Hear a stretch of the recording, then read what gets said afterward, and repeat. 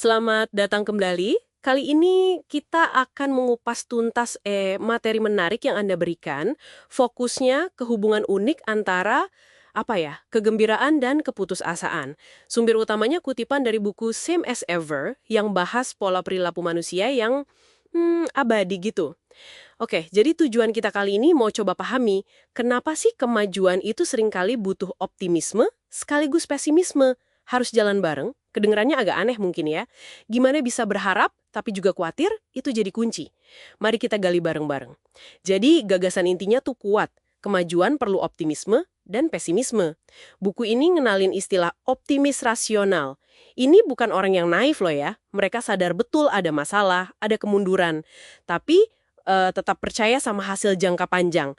Contoh paling sering disebut ya Bill Gates. Dia kan visinya luar biasa, percaya diri banget. Tapi di saat yang sama, dia juga gimana ya, parno banget. Iya, soal keuangan itu ya. Betul.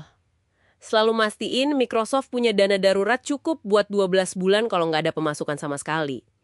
Ini kan perpaduan keyakinan dan kewaspadaan yang menarik. Mungkin ini bikin Anda mikir juga, gimana ya cara Anda menyeimbangkan harapan sama tujuan Anda, tapi juga siap-siap kalau ada masalah. Betul sekali.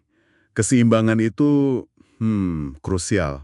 Apalagi karena cara otak kita merespon berita baik dan buruk itu beda banget. Di materi Anda itu ada konsep bagus, tragedi semalam dan keajaiban jangka panjang. Jadi gini, kabar buruk yang bikin putus asa, itu sering datangnya tiba-tiba. Gebrakannya keras.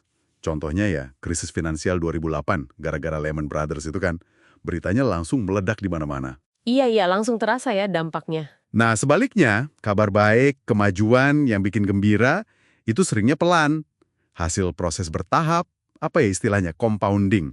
Hasil kecil numpuk jadi besar tapi butuh waktu. Nah, karena pelan, ini sering nggak kelihatan, mudah kelewat.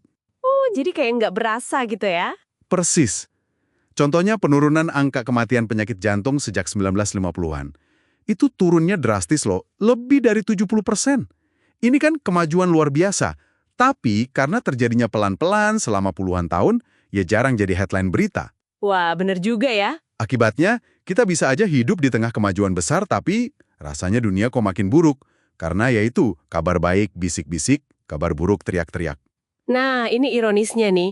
Seperti yang disinggung juga di materi Anda, kadang keputusasaan itu sendiri malah bisa jadi pemicu kegembiraan atau kemajuan baru. Kita lihat di bagian saat keajaiban terjadi. Krisis itu seringkali memaksa inovasi terbesar lahir, kemarahan publik, dan akhirnya jadi katalis buat gerakan hak-hak buruh yang fundamental. Mendorong perubahan besar ya. Iya, contoh lain, Perang Dunia Kedua. Tekanannya kan luar biasa, selesaikan ini atau kita semua mati. Nah, tekanan ekstrim ini mendorong lompatan inovasi, karet sintetis, teknologi jet, radar, semua muncul dari situ. Intinya apa? Stres dan urgensi itu punya cara unik buat fokusin pikiran kita, mematikan kebiasaan nunda-nunda, sesuatu yang sulit dicapai pas masa tenang. Dan ada juga dimensi psikologis jangka panjangnya. Ini dibahas di bagian luka sembuh bekas luka abadi. Maksudnya, meskipun situasi mungkin membaik setelah trauma, lukanya sembuh, ada kegembiraan atau kelegaan, pengalaman negatif yang mendalam, keputusasaan, itu sering ninggalin bekas luka permanen. Oh, jadi nggak hilang sepenuhnya gitu ya bekasnya? Iya, bekasnya itu mengubah cara pandang, perilaku. Contohnya generasi yang ngalamin depresi besar di Amerika tahun 30-an. Mereka jadi super hemat dan hati-hati soal uang seumur hidupnya. Bahkan setelah ekonomi pulih atau mereka sendiri jadi kaya. Pengalaman sulit itu nempel terus. Kebawa terus ya? Betul. Nah, ini jadi pertanyaan reflektif buat Anda.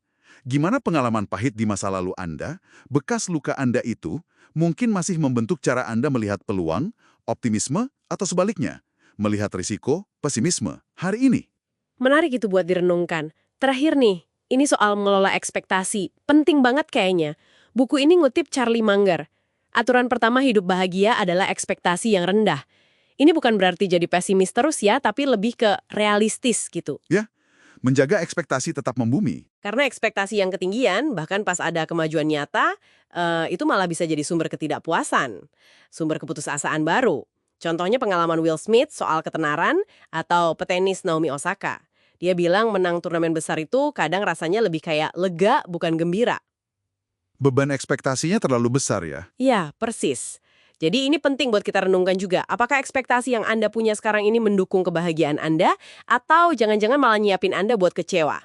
Jadi kalau kita tarik benang merahnya dari diskusi ini ya, menerima adanya tarik-menarik antara optimisme soal masa depan dan pesimisme soal rintangan di depan, itu bukan kontradiksi. Bukan kelemahan juga. Betul. Justru ini kemampuan penting buat navigasi hidup, buat raih kemajuan jangka panjang. Seperti yang materi Anda garis bawahi.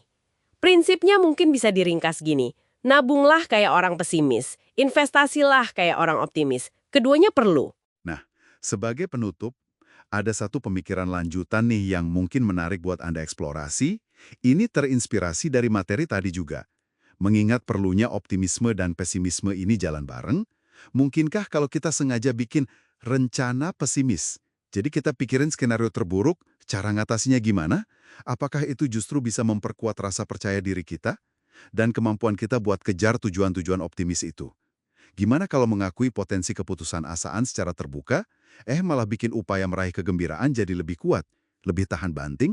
Pertanyaan menarik untuk dibawa pulang. Terima kasih sudah menyimak kajian mendalam kita kali ini.